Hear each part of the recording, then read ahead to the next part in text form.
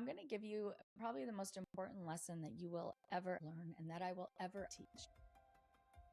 And no matter what we're talking about, what episode we're talking about, what season we're working through, whether we are talking about trauma, relationships, childhood wounds, abandonment, the nervous system, parts work, or just healing in general, there's one lesson that I believe has the power to change how you view every single one of the topics above. It's not a technique, it's not a coping mechanism, it's not a coaching tool, it's your mindset. The willingness to keep an open mind. It's so huge. And it's not because someone tells you to believe what they believe. I know that there are people out there that will talk to their blue in the face to get you to agree with them, with their perspective, because what they believe is true. So it's not about that. It's not about believing what someone else tells you to believe, because growth becomes impossible when we believe we've already seen the whole picture.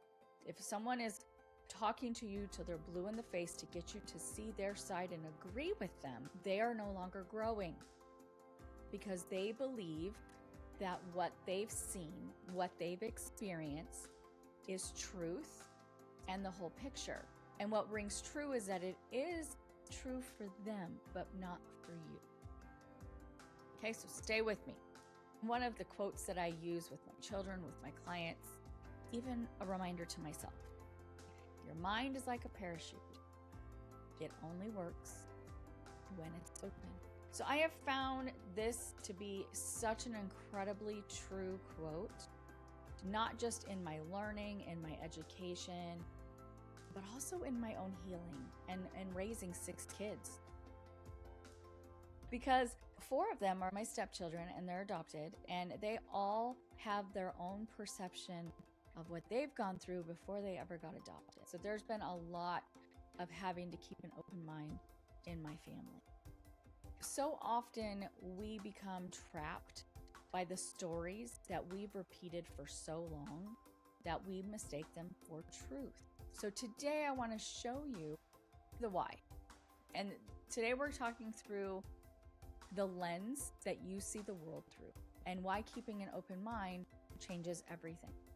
This truly may become one of the most important concepts that we will talk about, because before you can understand why we think the way we do, why we react the way we do, why can't we respond? How many of us are like, okay, I'm going to respond, I'm not going to react.